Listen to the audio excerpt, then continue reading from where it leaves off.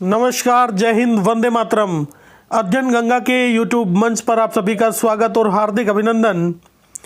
BEd, BTC, DElEd degree diploma धारक बेरोजगार कैसे करें अपना भविष्य सुरक्षित, ये जानकारी आपको दी जाएगी। सरकारी प्राइवेट कहाँ कहाँ है संभावनाएं, ये जानकारी आपको दी जाएगी। और प्राथमिक जूनियर टीजीटी पीजीटी शिक्षक भर्तियां कब आने वाली है और कैसे आप अपना जो भविष्य है वो सुरक्षित कर सकते हैं। तो चलिए शुरू करते हैं आज का वीडियो। बीएड, बीटीसी, डीएलएड देखिएगा, चाहे बीएड हो बैचलर ऑफ एजुकेशन या इसके अलावा बीटीसी या डीएलएड जो डिप्लोमा कोर्सेज होते हैं, या इसके अलावा बीएलएड, जेबीटी, बीएसटीसी अलग अलग राज्यों में अलग अलग नाम से इनको जाना जाता है। जिन्होंने कोई इस क्षेत्र में कोई डिग्री ली है या डिप्लोमा लिया है वो कहाँ कहाँ जा सकते हैं, क्या क्या संभावनाएं हैं, कैसे अपना भविष्य सुरक्षित कर सकते हैं। तो आज के दौर में यदि देखा जाए तो बेरोजगारी का आलम है, चारों तरफ बेरोजगारी है। केवल यदि एक प्रदेश को लेकर चले, किसी भी एक प्रदेश का एग्जाम्पल आप ले लीजिएगा, वहाँ की जनसंख्या के हिसाब से और वहाँ की वैकेंसी के हिसाब से अगर देखा जाए तो बहुत बड़ा कंपटीशन होता है। या सेंट्रल गवर्नमेंट की यदि कोई वैकेंसी देखा जाए तो वहाँ भी बहुत ज़्यादा कंपटीशन देखने को मिलता है। यदि उत्तर प्रदेश की बात करें तो उत्तर प्रदेश में बीएड, बीटीसी, डीएलएड अगर सभी अभ्यर्थियों को जोड़ लिया जाए जो टीईटी भी कंप्लीट कर चुके हैं तो उनकी संख्या बहुत बड़ी है। बहुत बड़ी संख्या में ऐसे अभ्यर्थी हैं जिन्होंने बीएड किया है या बीटीसी किया है या डीएलएड किया है, और लाखों में ये संख्या है, 25 से 30 लाख हो सकते हैं, इससे ज़्यादा भी हो सकते हैं। तो इतनी बड़ी संख्या में बीएड डिग्री धारक, बीटीसी, डीएलएड डिप्लोमा धारक अभ्यर्थी मौजूद हैं। और ज़्यादातर अभ्यर्थी ऐसे हैं जिन्होंने टीईटी का एग्ज़ाम भी क्लियर कर लिया है, चाहे वो उत्तर प्रदेश का टीईटी हो या सेंट्रल गवर्नमेंट का टीईटी हो, सीटेट के नाम से जिसको जाना जाता है, सीटेट या यूपी टेट जो कर चुके हैं, ऐसे अभ्यर्थियों की संख्या लाखों में है। और यदि वैकेंसी की बात की जाए तो चुनिंदा वैकेंसी आती है। आने वाले समय में जिसका वेट किया जा रहा है, ऐसी संभावना है कि 50 से 55 हज़ार के बीच में ये वैकेंसी आने वाली है, जो प्राथमिक स्तर की वैकेंसी होगी। हालांकि अभी बीएड और बीटीसी का जो केस है वो चला हुआ है कोर्ट के अंदर भी, और बीएड को इसमें दिया गया है, बीएड को अगली बार रखा जाएगा या नहीं रखा जाएगा प्राथमिक स्तर पर, क्योंकि एनसीटी ने एक रूल बनाया था जिसके अंतर्गत 69,000 शिक्षक भर्ती भी देखने को मिली और उनको शामिल किया गया प्राथमिक शिक्षक भर्ती में। लेकिन अभी डिटेल वाइज आपको ये बताया जाएगा कि बीएड के लिए क्या क्या संभावनाएं हैं। अभी तक के हिसाब से देखा जाए तो बीएड जो डिग्री धारक है उनके लिए संभावनाएं कुछ ज़्यादा है बीटीसी और डीएलएड की अपेक्षा, क्योंकि बीएड प्राथमिक स्तर पर भी आवेदन कर सकता है, जूनियर स्तर पर भी आवेदन कर सकता है, टीजीटी में आवेदन कर सकता है, पीजीटी में आवेदन कर सकता है। और इसके अलावा प्राइवेट जो संस्थान हैं उनकी भी जानकारी आपको दी जाएगी। जैसे आर्मी स्कूल जो है, आर्मी स्कूल में भी संभावना होती है। हालांकि वहाँ पे प्राइवेट अध्यापक ही रखे जाते हैं, चाहे वो पीआरटी के हो, पीजीटी, टीजीटी किसी भी लेवल के अध्यापक हो, लेकिन वहाँ पे अच्छी सैलरी होती है, उसके बारे में भी जानकारी दी जाएगी। इसके अलावा कहाँ कहाँ पे प्राइवेट में संभावनाएं हैं और इससे आप अपना भी रोजगार एक खोल सकते हैं शिक्षा के क्षेत्र में। हालांकि शिक्षा जो है, शिक्षा कोई बेचने की चीज़ नहीं है, लेकिन हर व्यक्ति को, हर अभ्यर्थी को अपना जो करियर है वो बनाना है, और जिस क्षेत्र में आपने डिग्री डिप्लोमा लिया है उसी क्षेत्र में आपको कार्य करना है। तो ये ज़रूरी भी है कि उसी क्षेत्र में अपना रोजगार के अवसर भी उपलब्ध हो, साथ में समाज सेवा भी की जा सके, देश सेवा भी की जा सके।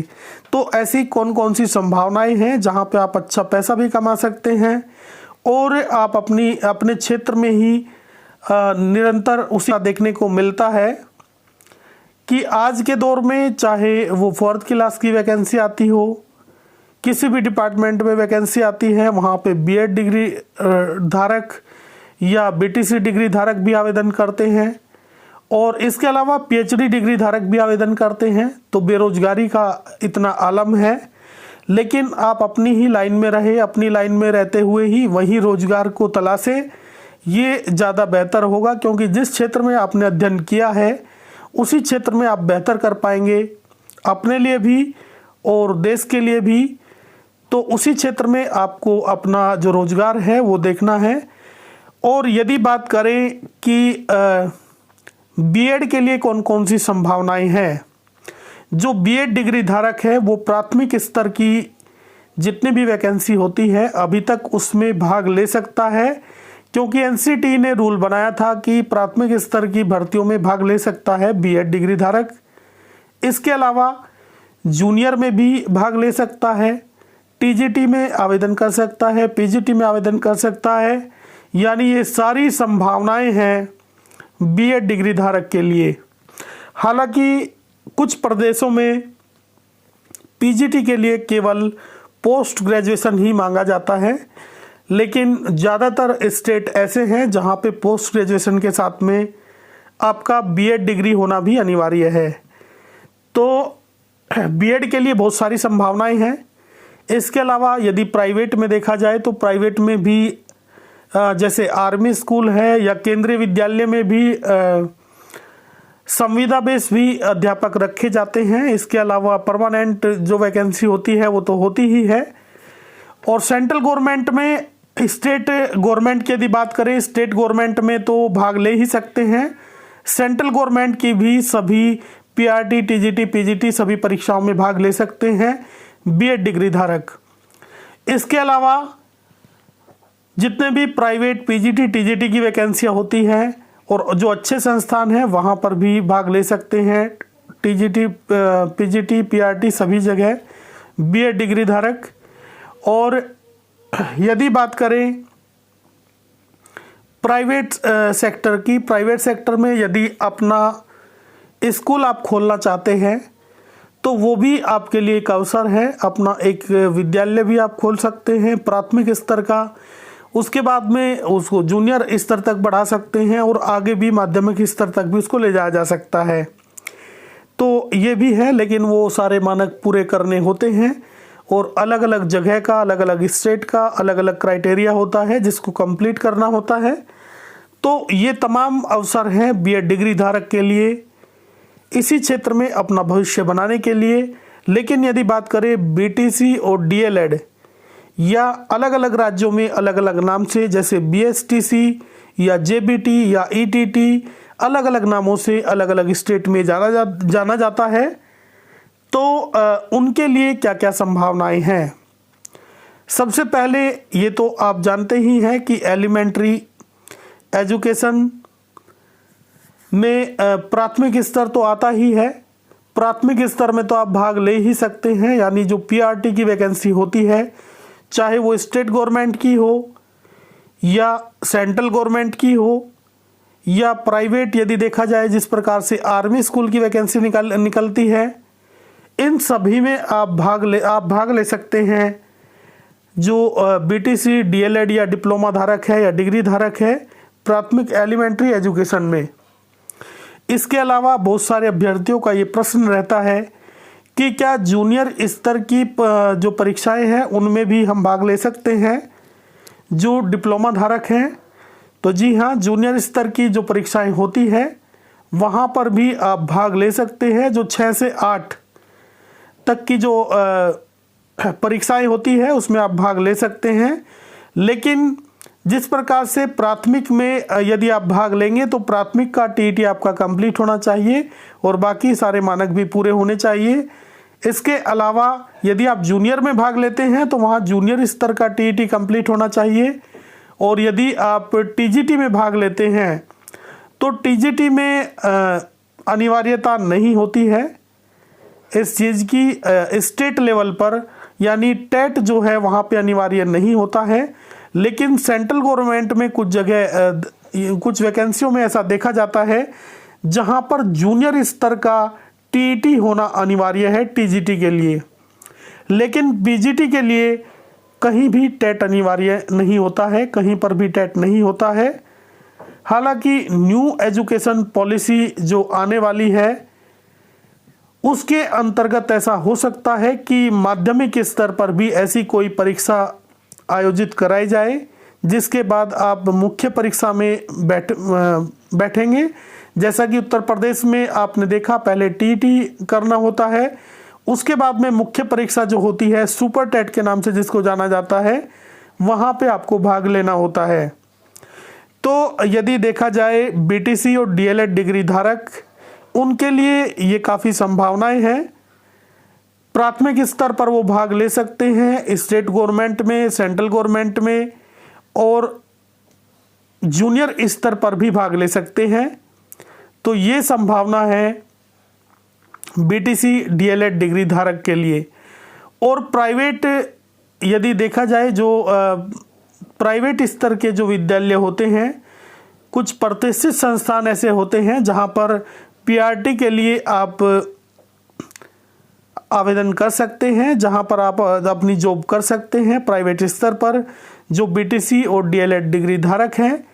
इसके अलावा यदि आप अपना विद्यालय खोलना चाहते हैं प्राथमिक स्तर का, तो उसके मानक आपको पूरे करने होंगे, वो भी आप अपना विद्यालय खोल सकते हैं।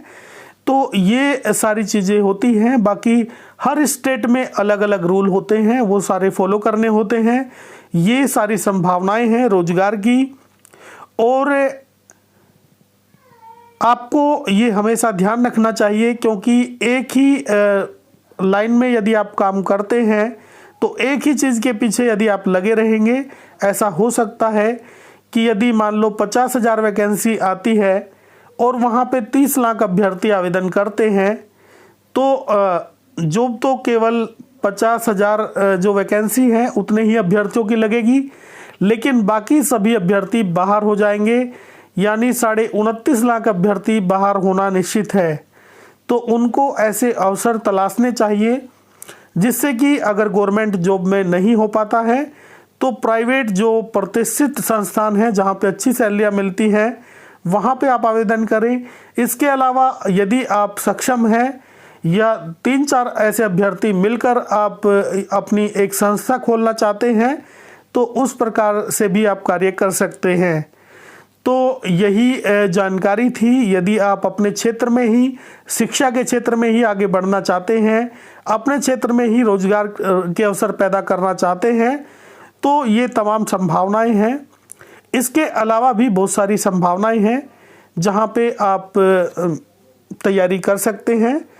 तो अगले वीडियो में आपको और भी जानकारी दी जाएगी। आगे एक वीडियो और बनाया जाएगा जिसमें पूरी डिटेल से ये भी बताया जाएगा कि वो कौन कौन से प्राइवेट संस्थान हैं, कौन कौन से गवर्नमेंट संस्थान हैं जहां पे आप आवेदन कर सकते हैं।